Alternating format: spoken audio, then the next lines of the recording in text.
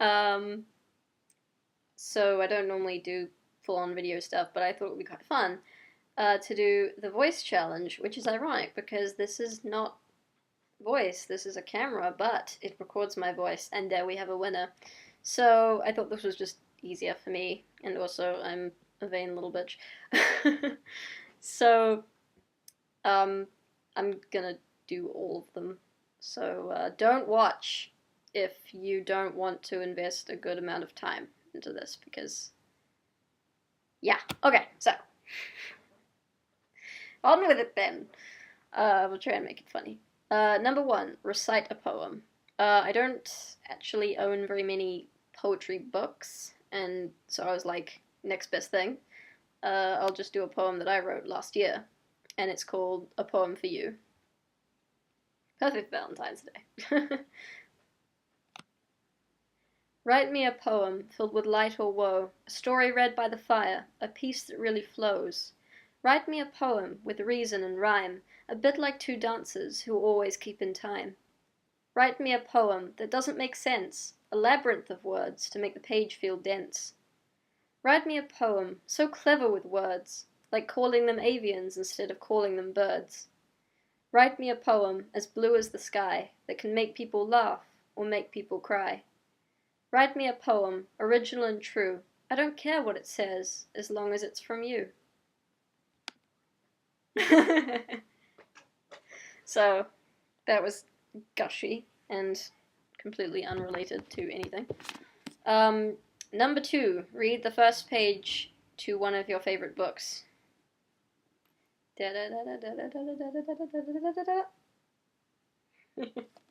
This is one of my favorite books, but I actually just chose it because I don't remember what the first page says, but I'm pretty sure, knowing Derek Landy, that it's going to be hella sassy and therefore perfect for this video.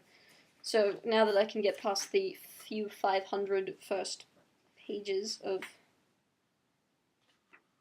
yeah. Okay.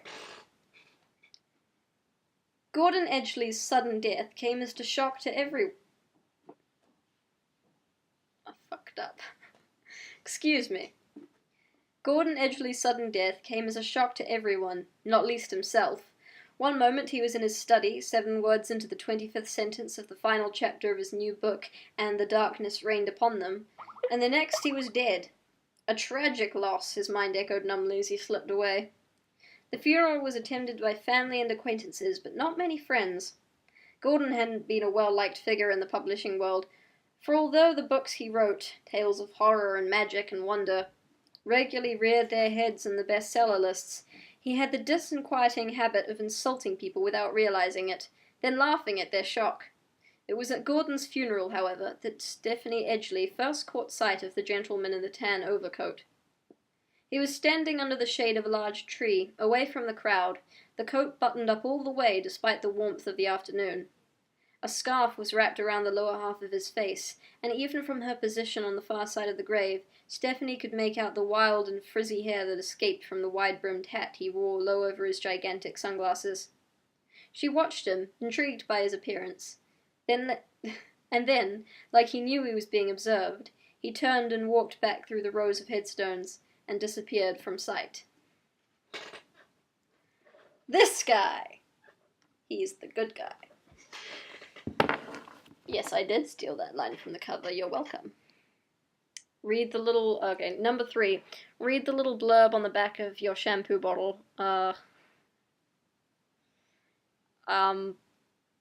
am too lazy to go and get a shampoo bottle. Do a tongue twister. Peter Piper picked up... Nailed it! Number 5, say something in a different language. Arigato gozaimasu? I don't know. I dropped French in year 10 because I was annoyed with my teacher. Je ne parle français.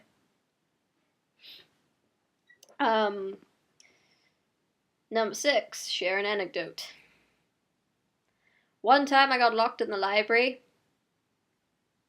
because the book I was reading was really good, and I cried. Basically what happened is I was reading this new book, and I was really excited about it, and I didn't see that they'd turned the lights off. That's how much I was into it. I was sitting by a window, so I couldn't really tell, and I was in a little corner, so they couldn't see me because I was really short. I still am. And basically what happened is I suddenly looked up and I was like, the fuck is going on here? Whoa, this is weird. So I went and I got my shoes on, and I basically took like 3 steps and the alarms went off, and by then I was just like, because can you imagine? These alarms were so loud. They were just like, just for like, I don't know, it felt like an hour. It was probably like 10 minutes. Because luckily the librarians were chatting in the car park, and they basically ran in, and I was at that point like, ah! And the weirdest thing about the whole thing is that when I was little, and all of this happened, my biggest fear in that moment was that the police would show up and think I was trying to steal books. That's what I was worried about. I swear. No, I swear, officer, I wasn't trying to steal these books. I wasn't trying to steal knowledge. No, never. So that happened. Number 7, do the rains in Spain stay mainly on the plains? Probably. What? Okay. Number 8, summarize the last film, TV episode that you watched. Okay. Well, speaking specifically, the last film that I watched was in English today, and it was the film adaptation of Shakespeare's play Othello. It's a tragedy. Not the film, it's pretty good. The play is a tragedy. Yeah, you know what I mean. And the summary is basically, this guy and this girl got married behind the girl's back, and the dad was like, "Excusez-moi, why did you get married to this man behind my back? I did not say you could do this. Young lady, you are grounded." And she's like, "Excuse you, you can't do anything to me anymore because this is my husband and he has more power than my father." Oh, and he was like, ah, and they basically ran off to Sicily because they were in Venice before. And the guy that had a crush on Desdemona, who was the girl, his name's Rodrigo, and he was basically like, "Desdemona doesn't love me anymore, and I'm gonna drown myself." And his friend, Iago, who's basically a sly little bitch, was like, "Do not cry, friend, do not drown thyself, drowning is... don't, yeah, stupid, eh?" Okay, I'll tell you what I'm gonna do. I'm gonna do some scheming. I'm gonna make it so you and Desdemona can... Rodrigo was like...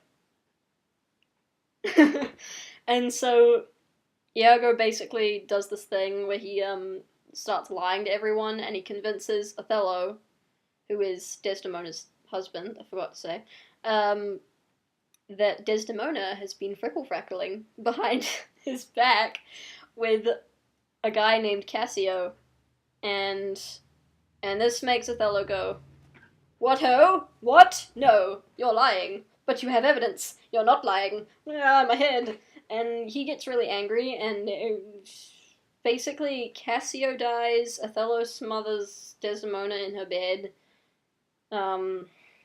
then like 6 other people die, and it's the end. Shakespeare. Number 9, let us hear your ringtone and text message sound. No. It's just a Nokia with like a cracked screen. Basically, it's the doodaloo-doo, doodaloo-doo, doodaloo-doo-doo, doodaloo-doo, doodaloo-doo, doodaloo-doo-doo. It's that. I can't be bothered getting that either. Number 10, tell a joke. Joke. Okay, here's a terrible one. What is a monster's favorite food? Fish and chips.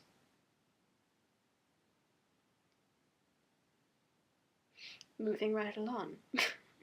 We shall move on from there because, no, that's a terrible joke. 11, what did you eat today? I recently had, like, a cookie. It was good. 12. Talk about something that really scares you. Honestly, trying to keep this, you know, all light-hearted and happy and good feelings. But if I was to say, honestly, that would get really deep, and I'd have to be all deep and be like, that I was mostly scared of ending up alone. Talk about something that makes you happy. Kittens, I guess. Legend of Zelda. Bubble wrap. I don't know. I think bubble wrap makes everyone, like, extremely happy. Unless you hate bubble wrap. I've never met such a person. Okay, what is your favorite word?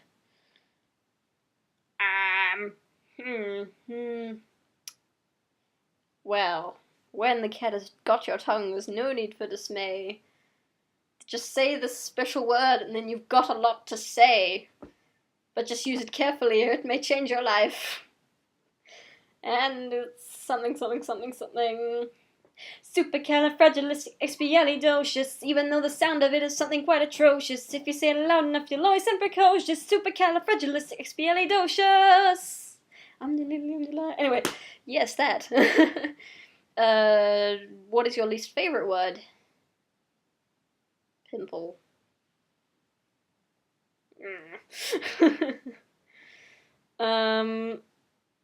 What sort of noise do you love? Well, I'm guessing this means, like, apart from music and general actual sounds that are meant to sound nice. The sound of purring from little cats. Excuse me. What sound of noise do you hate? Rakes, metal rakes on concrete. It's worse than nails on chalkboard, trust me. Whales. It's my favorite curse word. Probably shit. I say it way too much. I mean, it's just so dexterous. I don't know. You can use it for everything. You can use it when you're happy. You can use it when you're sad. You can use it when you're angry, which technically you can do for all swear words, but I just like using this one because it refers to also nothing like, oh, that shit's the best. Oh, that was some shit. Oh, shit. Ah, shit. You know, it's like, it's the mother of words. What profession other than your own would you like to attempt? You mean apart from my current profession of being hella? I do not have a job, so I'm just going to skip right to the next one, which is what profession would you like to do? No, sorry, no.